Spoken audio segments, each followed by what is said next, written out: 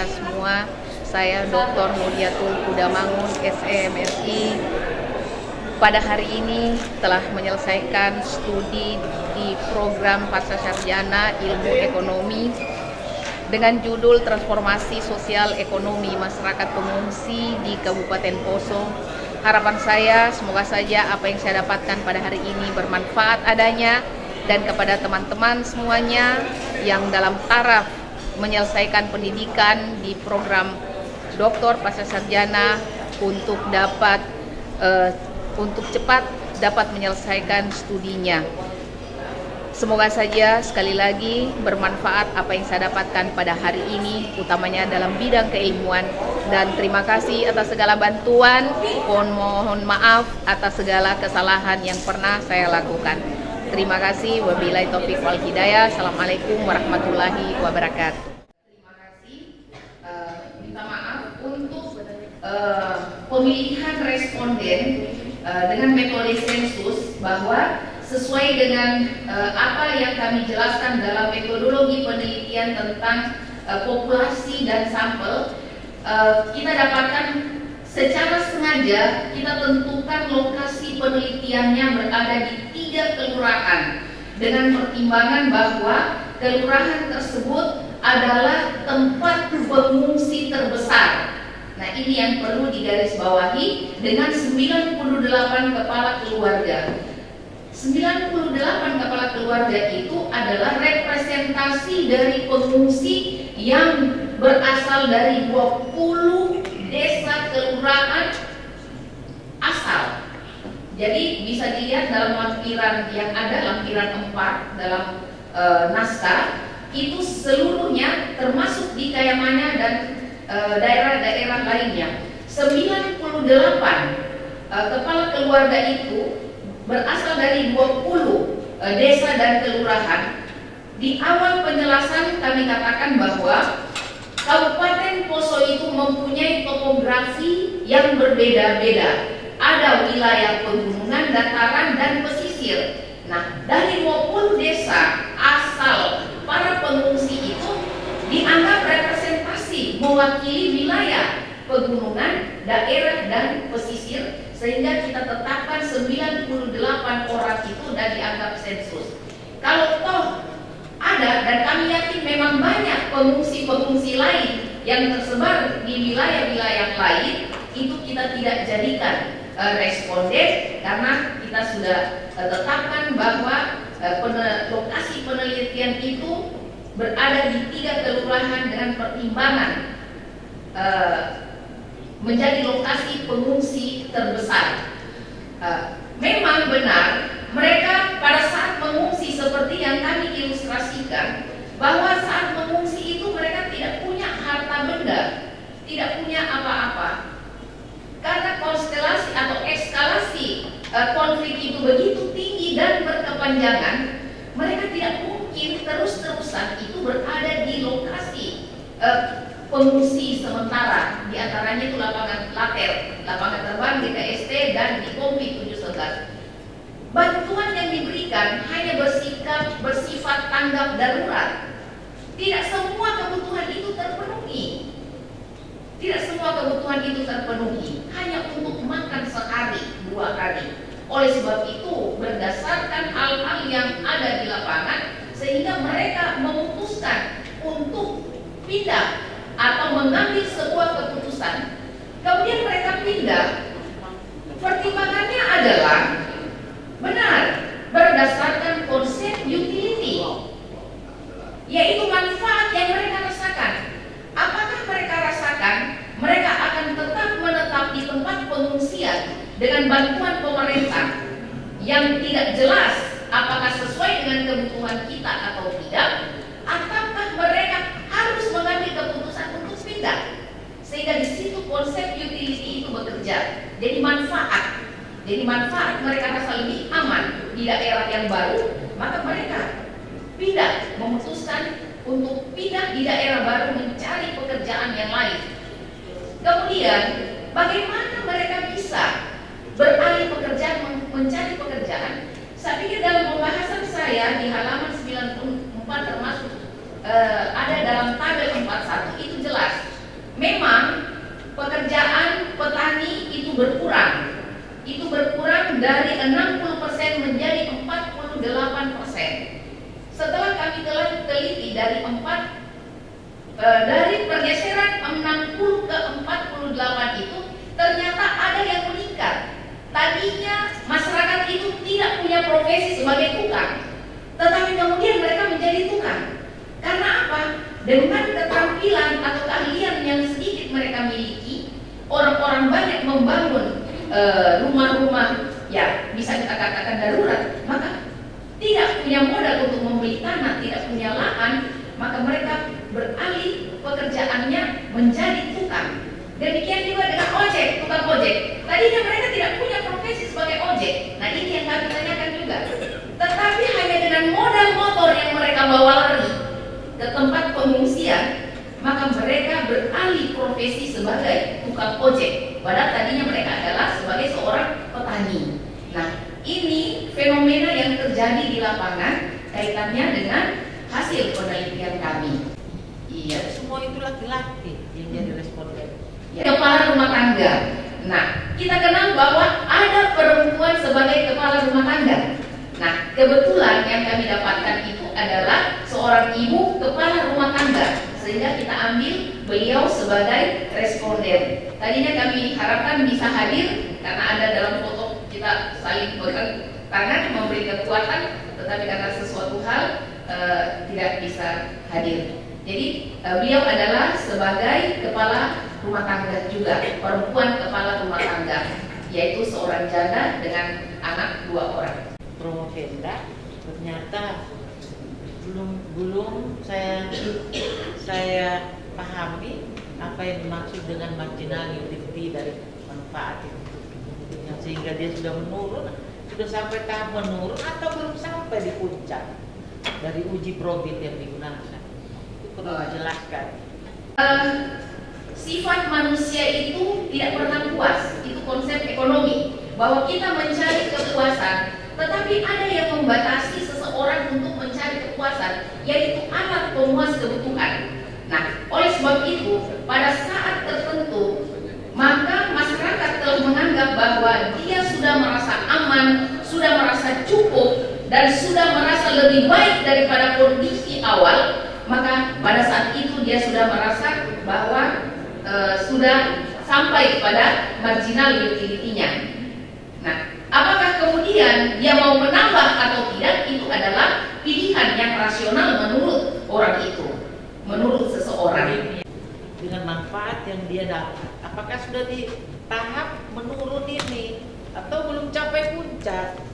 Itu yang ditanyakan. Menurut, tetapi analisis probit atau probabilitas itu kita melihat apakah kemudian kemungkinan masyarakat itu mau berubah atau tidak. Jadi dia bukan regresi biasa yang mengatakan bahwa kalau ini negatif maka ini akan seperti berbanding terbalik. Sehingga probabilitas itu adalah mengukur kemungkinan masyarakat itu untuk berubah. Jadi antara koefisien 0 sampai dengan 1.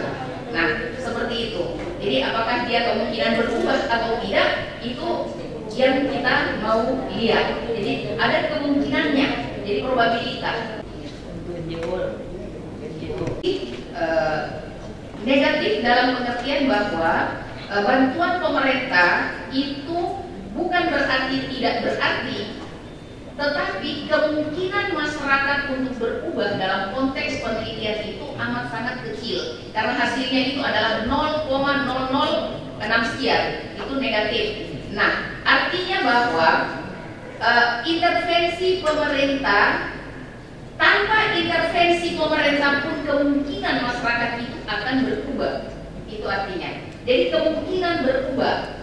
Nah, jadi dia negatif atau positif itu sebenarnya dalam analisis probit itu tidak menjadi salah satu indikator yang paling menentukan, karena dia adalah mengukur probabilitas dari koefisien 0 sampai dengan 1, range-nya 0 sampai dengan 1. Mendekati 1 artinya peran untuk merubah seseorang itu akan lebih tinggi. Tetapi seperti yang kami simpulkan bahwa peran pemerintah hanya bersifat tanggap darurat, sehingga tidak mengena pada kebutuhan esensi dari masyarakat itu untuk memperpanjang kehidupannya atau merubah ya kehidupannya untuk lebih kembali pada titik sebelum konflik terjadi. Oleh sebab itu keluar beberapa treatment yang coba kami lakukan berupa program-program pemberdayaan melalui OPD dan instansi atau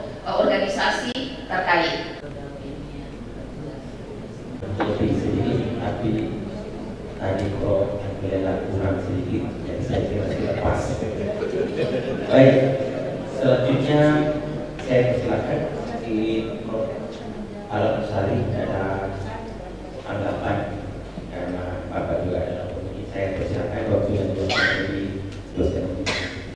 Pertanyaannya yang satu jadi mungkin kurang dari 2,5 menit.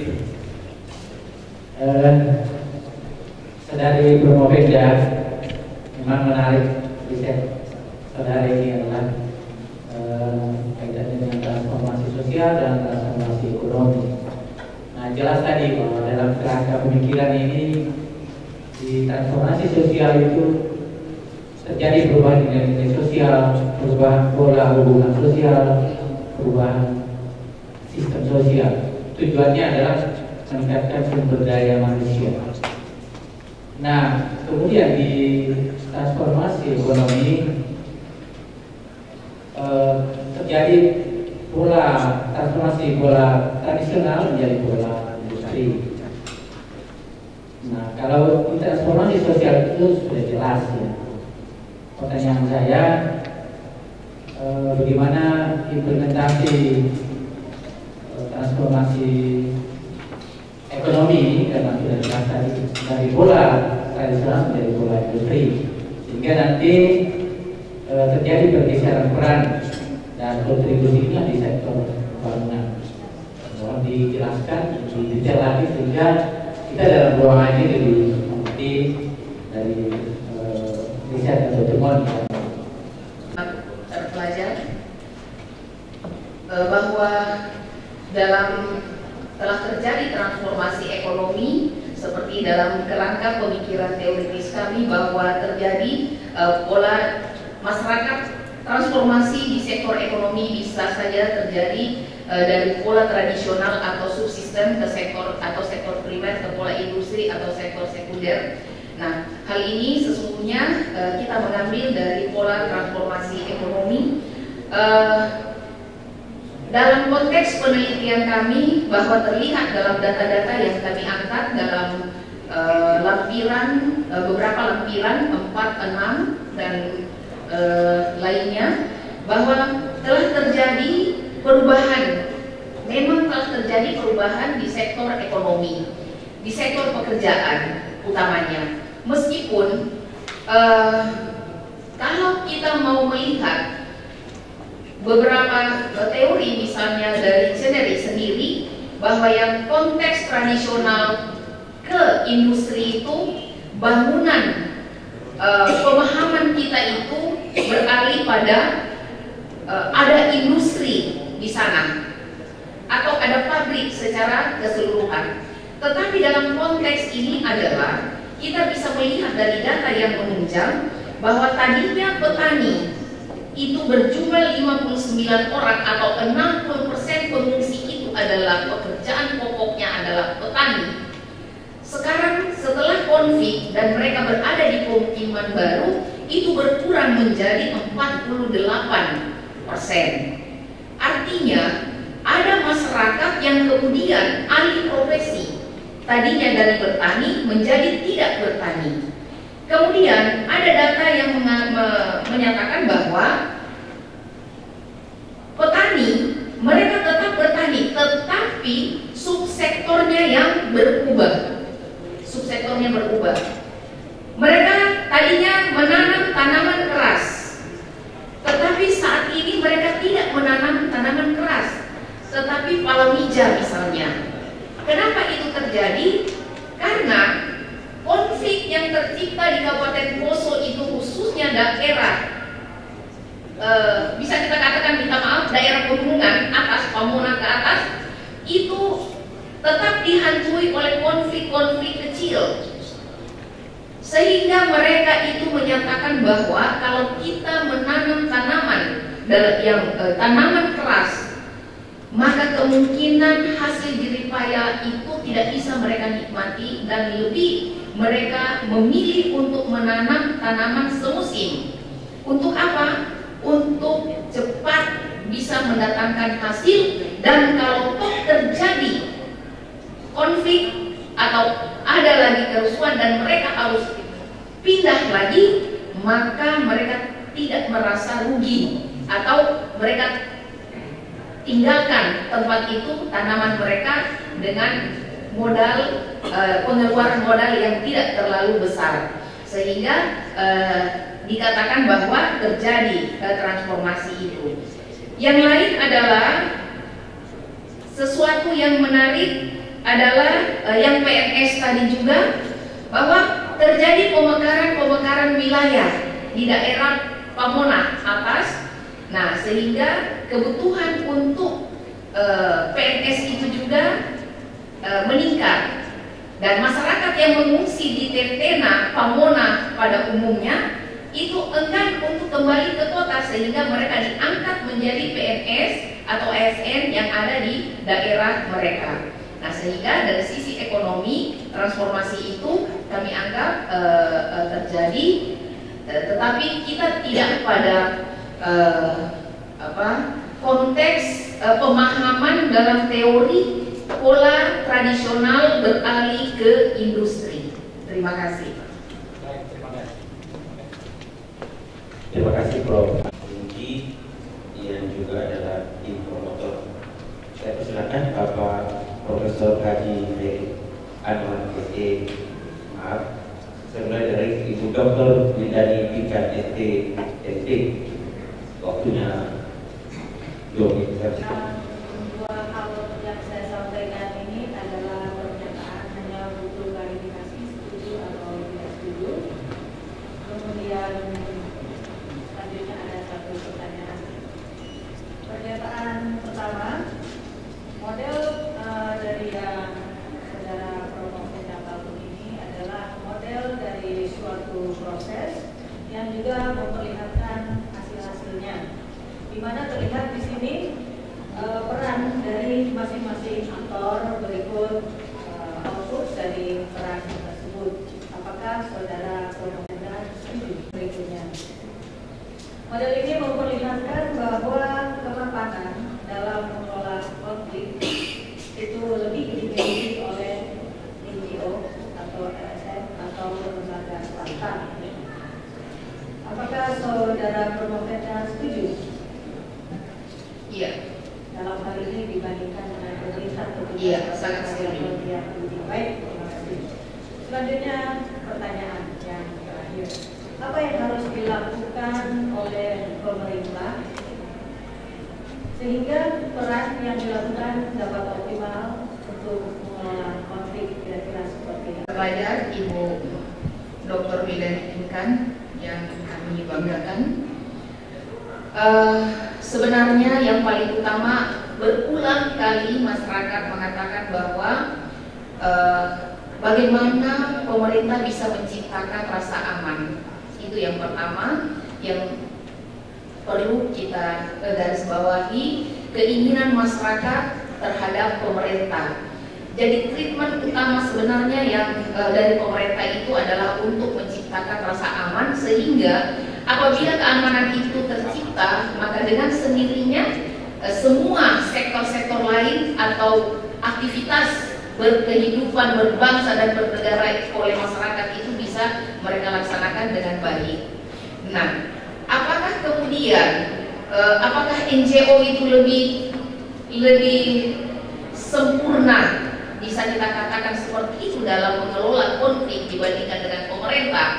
Saya pikir ini kan tergantung dari pelaksana sebenarnya, implikasi daripada satu kebijakan. Kebijakan pemerintah itu sudah begitu bagus, sudah begitu banyak dengan miliaran triliunan dana yang dikucurkan, tetapi kita kembali pada fakta yang ada bahwa sebegitu banyak program-program pemerintah yang kemudian tidak berujung pada output atau keinginan daripada kebijakan yang sesungguhnya, dan terbukti begitu banyak yang kemudian menjadi temuan-temuan yang menyebabkan beberapa pengambil kebijakan di daerah itu yang berkaitan dengan pengelolaan konflik ini harus berakhir di penjara. Nah, itu adalah salah satu hal sebenarnya catatan penting bagi pemerintah, dan jarang ada tokoh NGO atau LSM itu di penjara.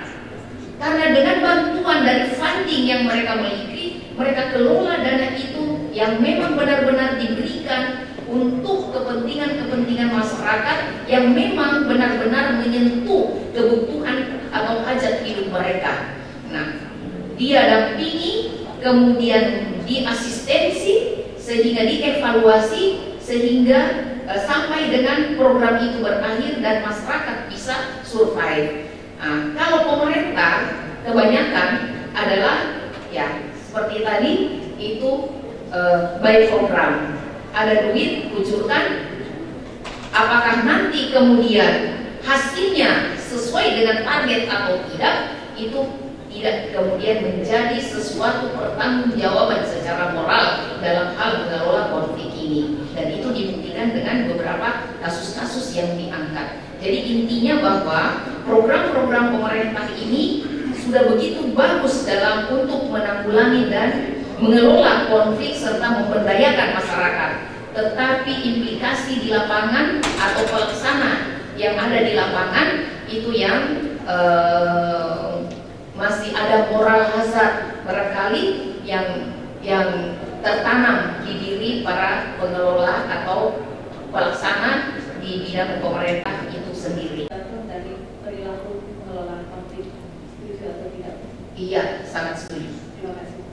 Terima kasih Ibu Dr. Widani Singkat SDMT. Selanjutnya saya persilakan Bapak Dr. Maulid Mulyono SDM. Waktunya 2 menit. Panggilan yang selalu saya lontarkan kepada Anda sehari-hari.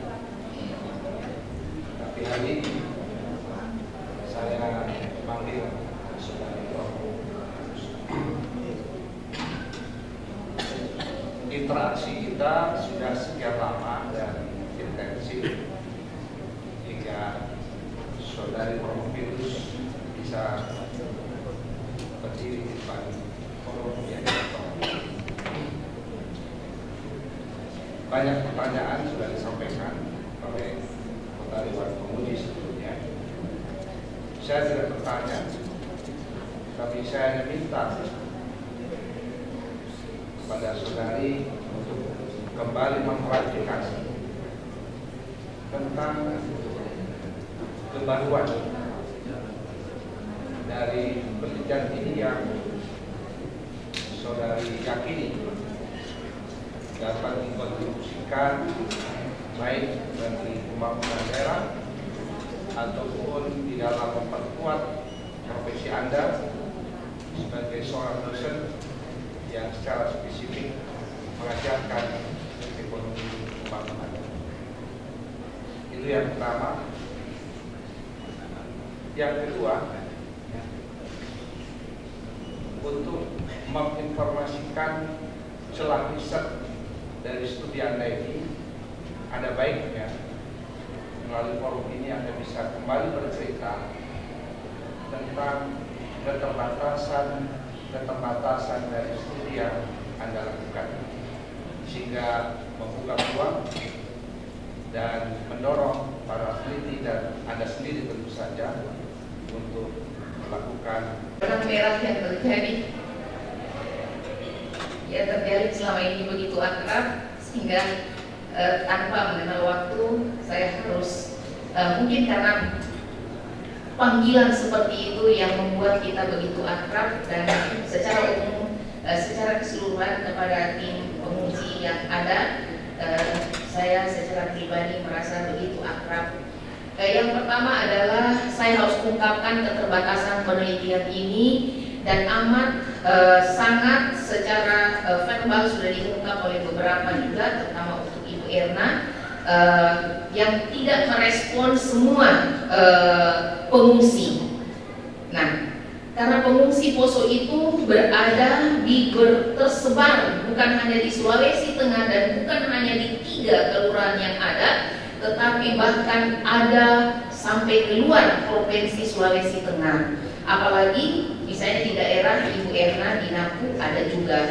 Nah, itu merupakan salah satu keterbatasan dalam penelitian ini sehingga responden amat sangat terbatas, sehingga bisa jadi ke depan kalau ada yang berkeinginan untuk melanjutkan penelitian ini bisa mengambil yang lebih banyak dari apa yang saya lakukan. Kemudian yang berikutnya adalah penelitian ini tidak mengukur besarnya peran treatment. Jadi kami tidak mengukur berapa besar treatment pemerintah itu ya ke output yang kita harapkan. Karena apa? Karena peran treatment ini adalah intuitif, ya, bersifat intuitif dan tidak berbasis pada teoritik, tetapi empirik. Oleh sebab itu, maka model yang dikoneksikan pada bagian treatment intervensi ini adalah pengembangan atas dasar kegagalan dalam model empirik yang kita bangun. Nah, oleh sebab itu ke depan mungkin ada yang bisa meneliti untuk menciptakan sebuah model atau sistem dalam pengelolaan konflik yang ada di daerah mana saja. Saya pikir seperti itu. Kemudian untuk kebaruannya, ya itu tadi kita mengungkap fakta yang ada di lapangan. Nah, sebenarnya kan secara umum tanpa sebuah pengetahuan sekalipun bahwa kalau ada bantuan dari pihak manapun mestinya kita sudah berubah lebih baik daripada sebelumnya. Kan seperti itu. Tetapi persoalan kenapa kemudian tidak signifikan intervensi pemerintah baik di sektor sosial maupun di bidang sosial maupun di bidang ekonomi. Nah, hal ini adalah sebuah hal yang perlu kita angkat ke permukaan.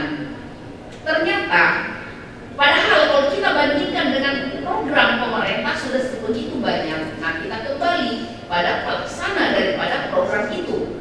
Itu satu. Kemudian yang berikut sesungguhnya adalah fakta di lapangan. Apakah masyarakat itu mau berubah atau tidak? Kalau dia merasakan bahwa manfaatnya lebih besar atau utility yang dia dapatkan itu akan lebih besar, maka dia pasti akan mau berubah. Jadi seseorang itu mau bertransformasi itu karena ada kapasitas dan kapabilitas yang dia miliki. Nah, itu yang kemudian mestinya dijadikan sebuah acuan. Nah, ini yang coba kita angkat dan menjadi sebuah atau sesuatu yang baru dalam hasil penelitian kami. Selanjutnya saya persilakan selaku Ketua Tim Promotor Bapak Profesor Haji Heri Anwar, SPSD, yang juga saya persilakan.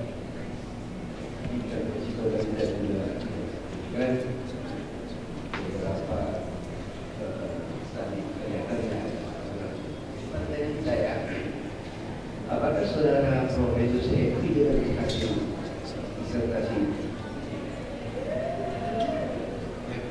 happy? Oh, happy sekali, Pak. Apalagi dihadiri oleh sebagian representasi dari responden, artinya tidak ada dusta di antara kita. Yang kedua, apa di dalam proses penelitian ini apa yang saudara Profesor bisa banggakan untuk menjadi sebuah Profesor Dr. Heri Anwar, SE MSc. Sebagai promotor saya sudah berinteraksi segitu lama dengan beberapa pemikiran beliau yang kemudian mengarahkan saya pada penghujung tugas saya sebagai seorang mahasiswa S3 ilmu ekonomi.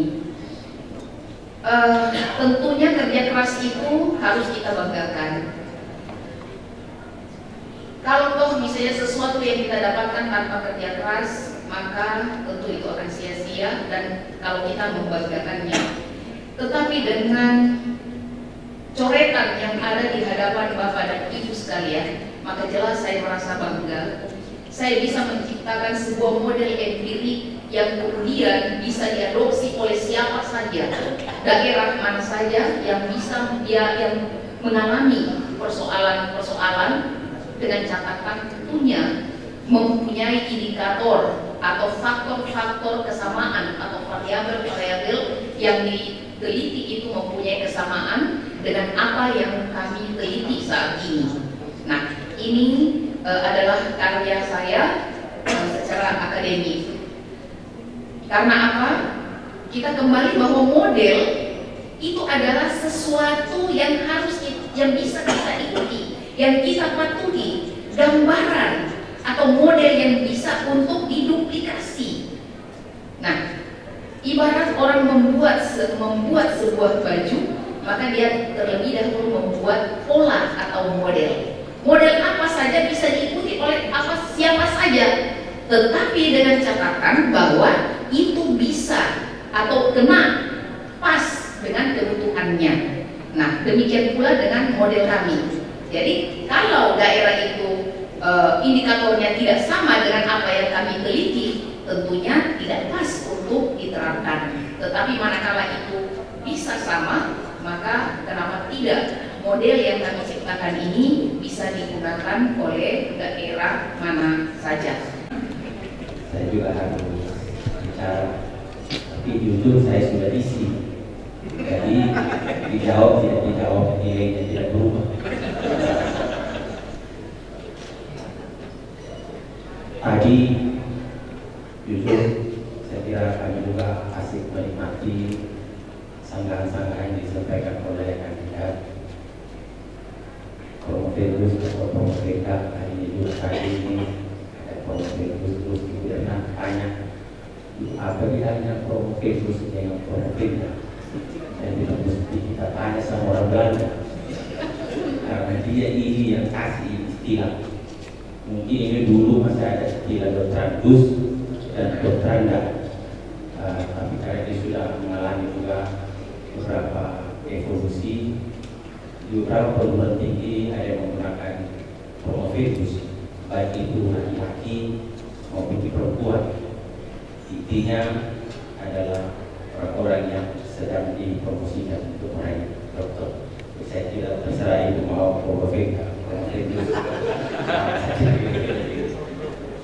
Nah, jadi saya tidak bertanya, cuma mau dengar komentar yang sedikit lagi insya Allah akan jadi doktor keluar dari rahim bunda Tadulako. Tadi ada beberapa terminologi, misalnya intervensi. Nah, intervensi pemerintah dan intervensi NGO, dan ada juga intervensi alamiah. Kalau secara sepintas, kalau intervensi itu lawannya afirmatif. Kalau intervensi adalah menghilangkan yang menyenangkan orang, yang penting niat yang mengintervensi itu masuk.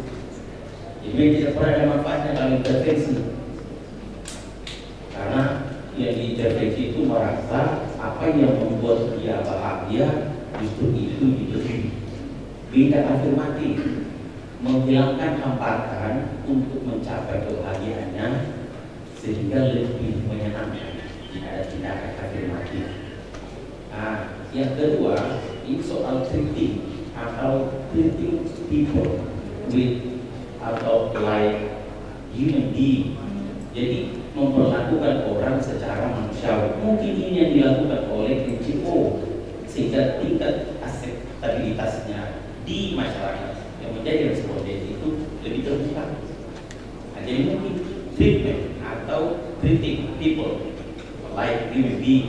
Nah, kalau intervensi itu tidak menyenangkan karena ada yang membahagiakan responden ini yang dipaksa masuk oleh pemerintah. Jadi pertanyaannya kan, apakah pemerintah melakukan intervensi atau juga treatment?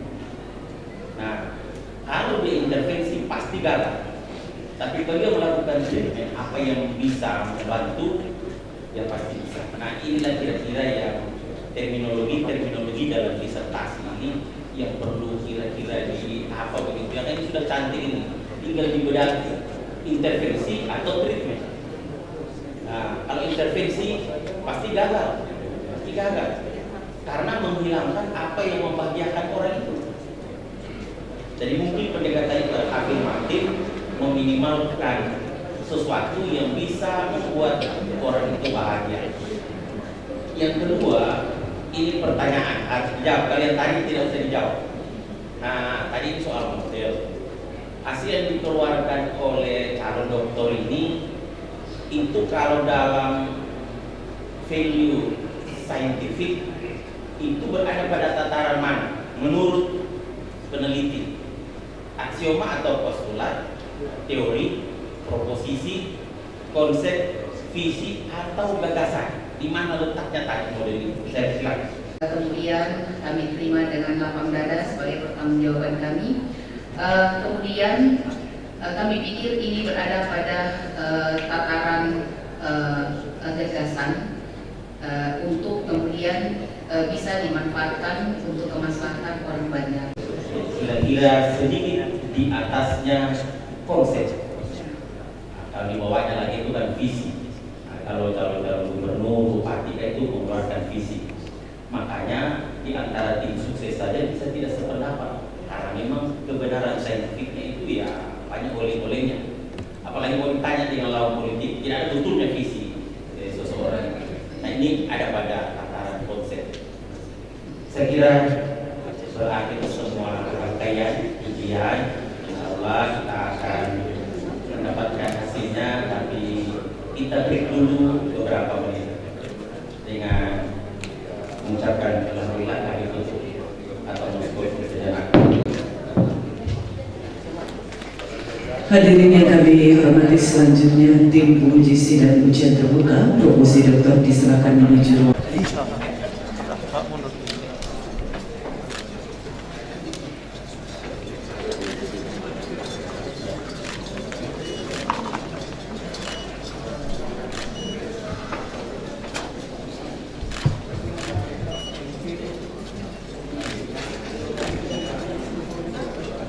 Tim penguji sidang ujian terbuka proposi doktor kembali memasuki ruang sidang.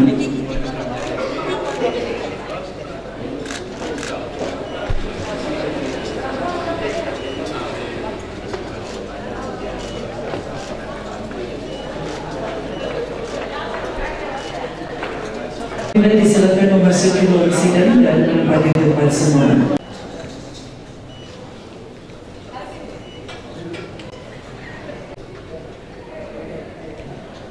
Terima kasih. Kembali, Bapak Ibu sekalian kami hormati, tim penguji yang kami muliakan, hadirin yang berbahagia, keluarga dan kolega, juga orang-orang yang memberi kebaikan jasa selama penelitian hadir di tengah-tengah kita. Alhamdulillah kita sudah melakukan rapat kilat kira-kira kurang lebih 3 menit, dan rapat kami informasikan hal-hal sebagai berikut yang berkaitan dengan rencana UGC. Berdasarkan data yang ada pada program Bahasa Sarjana,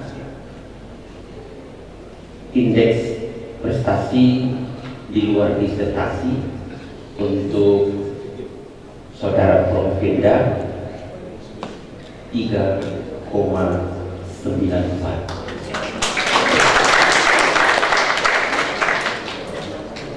Kemudian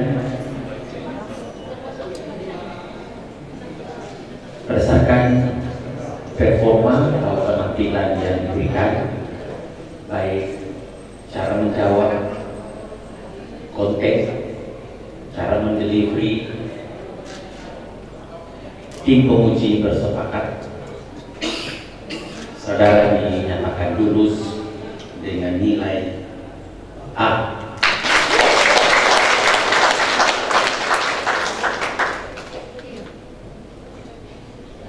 Dengan nilai tersebut, maka indeks prestasi kumulatif menjadi 3,95.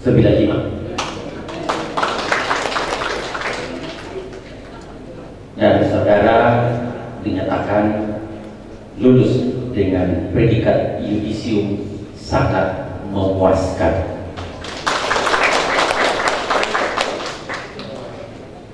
Ini gara-gara waktu. Nah,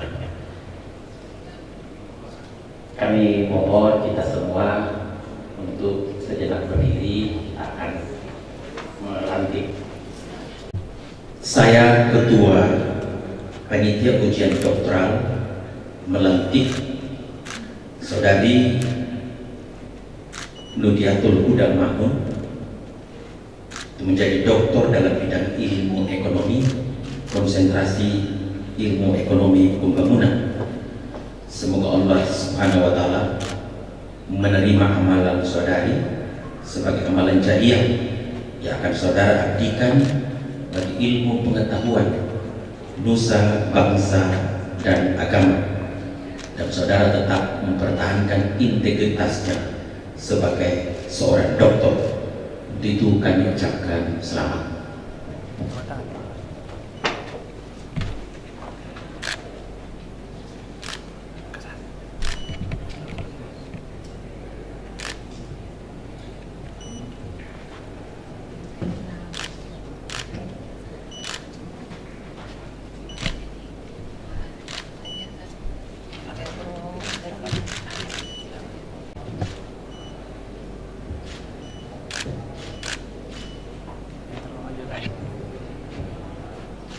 Terima kasih dan silakan duduk kembali dan bisa.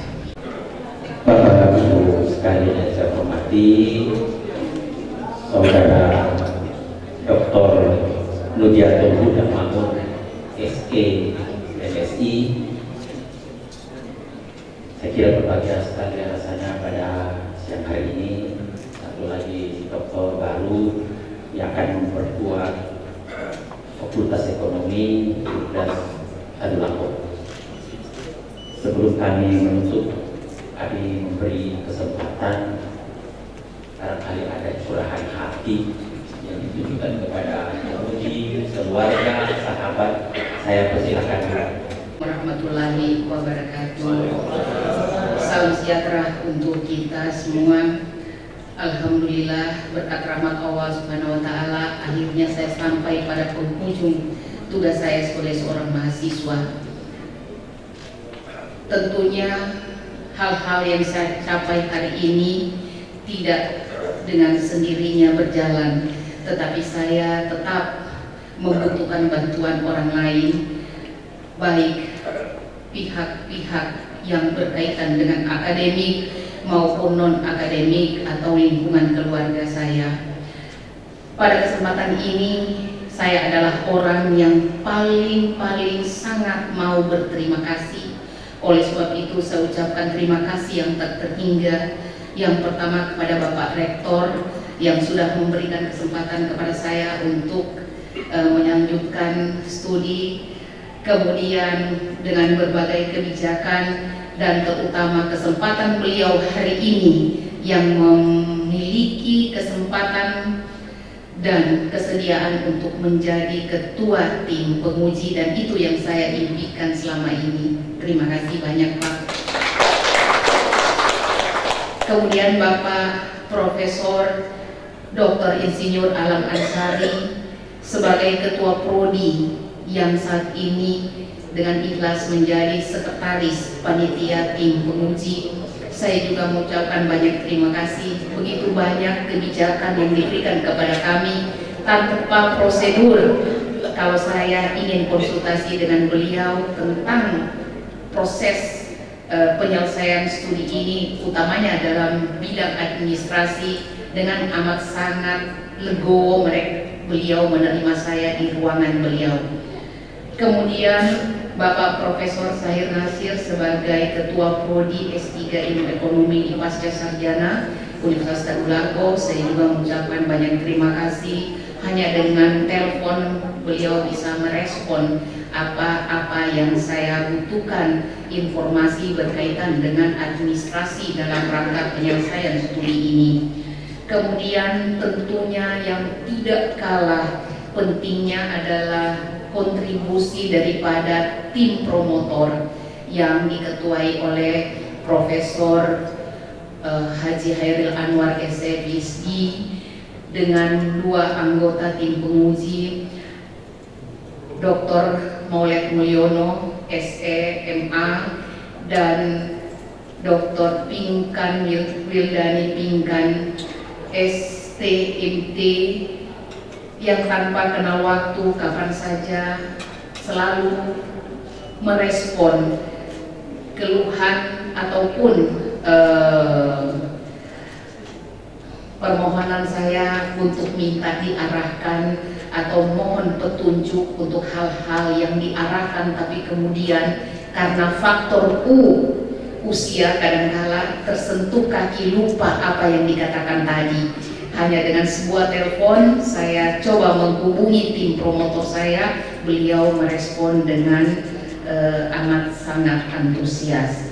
Saya ucapkan banyak terima kasih atas segala motivasi, arahan, bimbingan dalam penyelesaian ini.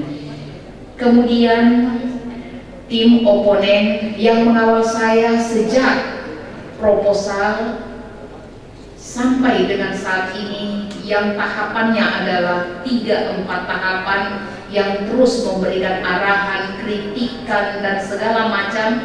Saya anggap itu adalah sebuah motivasi saya untuk bisa lebih baik, lebih maju dan bisa mempertanggungjawabkan karya saya secara akademik, sehingga kritikan yang dimunculkan ke saya itu merupakan sebuah bom yang memotivasi saya untuk bisa berubah.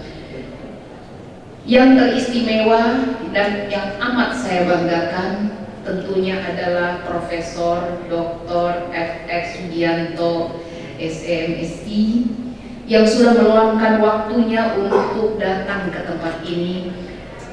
Saya tidak bisa melukiskan betapa besar pengorbanan beliau, baik dari sisi materi maupun non materi. Karena apa? Beliau datang ke sini dengan mengorbankan kesempatan beliau menjadi panelis pada beberapa pilkada di Jawa Tengah. Oleh itu saya minta untuk bisa diberikan apresiasi untuk Dr. FX Sugianto. Terima kasih banyak Pak. Dengan satu harapan kiranya langkah-langkah Bapak bisa dihitung sebagai amal jariah Bapak di kemudian hari. Adik saya yang saat ini menguji saya, Dr. Iwan Tanjuk SMSI, kadang kami harus berbeda pendapat dalam mengelola model ini. Tidak sedikit waktu yang saya ambil untuk kemudian mengelola sehingga menjadi sebuah karya di akhir-akhir tugas saya. Saya pikir guru yang berhasil atau kakak yang paling bahagia itu adalah pada saat adiknya melebihi daripada saya atau kita.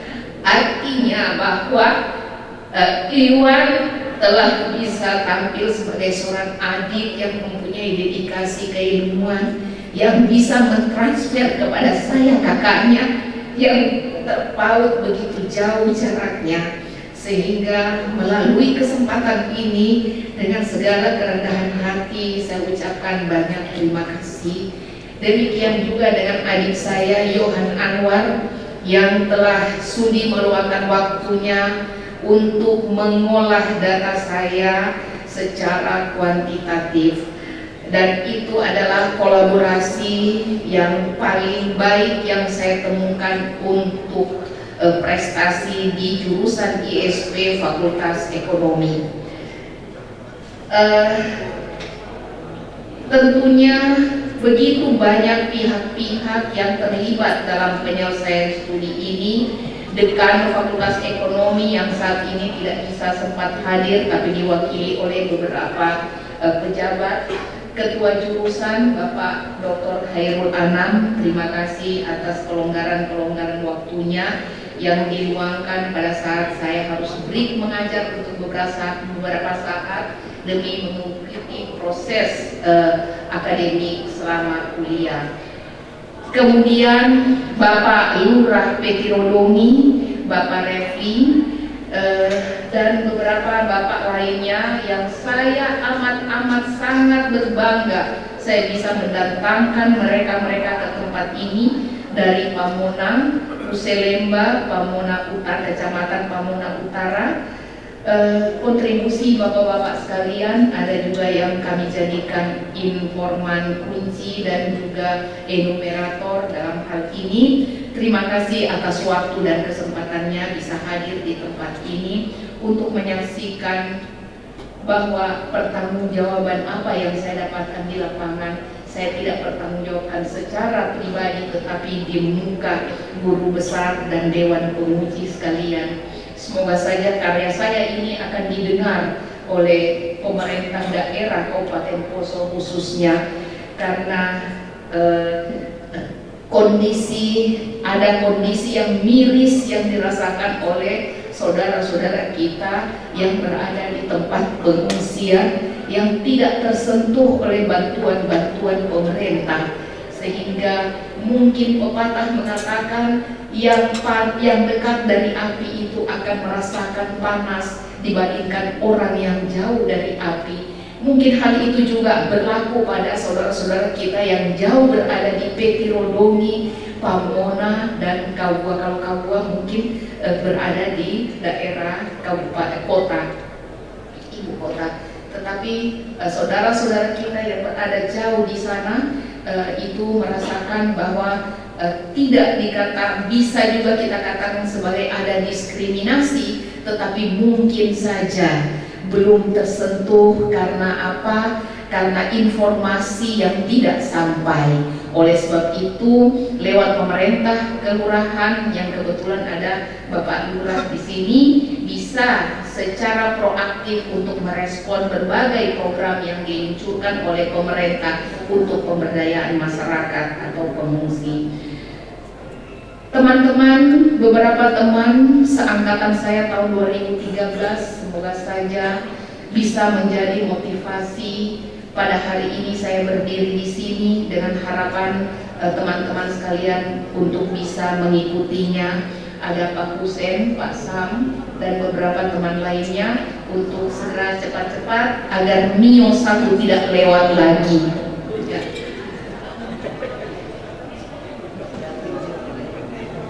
Keluarga besar saya,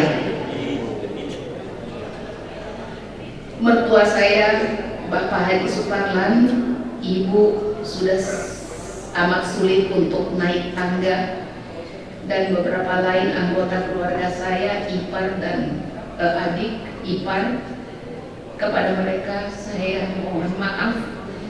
Di antara kesibukan saya dalam penyelesaian studi, ada rutinitas yang harus saya lakukan sebagai seorang anak bantu untuk berkomunikasi, bersilaturahmi, itu terputus dalam waktu-waktu tertentu, sehingga pengertiannya selama ini saya dari sudut hati yang terdalam saya ucapkan banyak terima kasih dan permohonan maaf. Tetapi sesungguhnya bahwa hal itu tidak untuk melupakan selamanya tradisi yang kita bangun untuk mengunjungi orang tua, tetapi karena kondisi yang memaksa saya untuk beberapa waktu tidak hadir bersama kumpul-kumpul keluarga.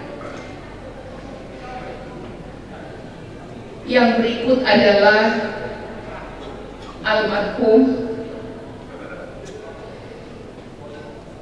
dan almarhumah ayah dan ibu saya. Meskipun beliau tidak ada dalam kehidupannya saya, keduanya merupakan pelinga dalam kehidupan kami. Beliau selalu berkata, Abah dan Ibu tidak punya harta yang berlebih, tetapi sekolahlah kamu sampai batas kemampuan kamu. Maka itu adalah harta yang paling berharga yang tidak pernah akan dapat dicuri oleh orang lain. Bacalah, membacalah kamu, maka kamu akan jelajah dunia. Karena dengan membaca merupakan jendela dunia. Itu kata-kata bijak dari almarhum ayah saya yang sayang 4 tahun lalu meninggal dunia tanpa melihat prestasi yang didapatkan oleh saya sebagai anak perempuan yang tertua yang melindungi adik-adik saya, kakak-kakak saya yang karena kesibukan beliau, anak teman adik saudara saya semuanya yang alhamdulillah mendapat kepercayaan baik di eksekutif dan legislatif secara keseluruhan. Ada yang memang benar-benar tidak hadir di tempat ini dan tidak bisa hadir secara fisik di tempat ini. Hanya dengan doa mereka mengiringi perjalanan saya hari ini dengan bantuan moral dan material. Semoga saja karya saya ini dapat menjadi sebuah kebanggaan bagi keluarga. Dan saya yakin bahwa capaian akademik ini adalah yang paling tinggi bagi seorang dosen di luar gelar profesor. Dengan usia saya yang seperti ini, tentu membutuhkan kesadaran tingkat tinggi dan pengertian tingkat tinggi dari keluarga dekat saya, suami saya, Dr. Eko Cukolegono, dan anak-anak saya yang 4 orang, serta anak asuh saya 2 orang. Saya mau ucapkan banyak terima kasih. Saya sadari bahwa saya adalah orang yang begitu cepat emosi, sehingga kadang-kala pada tingkat-tingkat tertentu ada bahasa yang kurang berkenan atau kurang pantas dilontarkan sebagai seorang istri terhadap suami. Demikian juga terhadap anak-anak. Karya ini bukan untuk siapa-siapa, tetapi saya dikasihkan kepada mereka semua. Mudah-mudahan ini adalah berkat bagi kita semua sekeluarga, dan mudah-mudahan menjadi amalan bagi kita semua keluarga besar Mangun yang nantinya bisa kita pertanggungjawabkan dunia dan akhirat. Sekali lagi saya ucapkan banyak terima kasih kepada semuanya. Saya yakin banyak salah dan hilaf saya, utamanya bagi promotor, bagi penguji, dan seluruh tim, Bapak, Ibu, dan teristimewa hadir di tempat ini Bapak Arthur Pangemanan. Terima kasih Pak atas kehadirannya. Beliau adalah bagian dari keluarga kami karena sejak kuliah beliau sempat bersama-sama kami di alamat Jalan Diponegoro nomor 77. Kita berbeda agama, berbeda suku, dan ketemunya besar, tetapi kita sepaham dalam memandang dunia ini. Oleh sebab itu saya dengan keikhlasan dan selalu teringat bahwa beliau harus hadir di tengah-tengah saya hari ini. Terima kasih banyak Pak. Baik, saya akhiri apa yang bisa saya sampaikan pada saat ini. Terima kasih atas semuanya. Rahman yang telah membantu saya sebagai admisi di S3. Terima kasih Dek, dengan faktor usia saya tidak bisa naik turun tangga, beliaulah yang lompat naik turun tangga hanya berbekal dengan telepon. Semoga saja langkah-langkahmu nak dapat direstui oleh Allah Subhanahu wa Ta'ala. Ada Pak Amir Tahwila, minta maaf Pak Amir Tahwila, orang tua saya. Bapak Amir Tahwila adalah pembimbing saya pada saat S1, dan dalam kondisi berduka beliau masih bisa hadir di tempat ini. Terima kasih banyak Pak. Semoga langkah Bapak diberkati oleh Allah Subhanahu wa Ta'ala.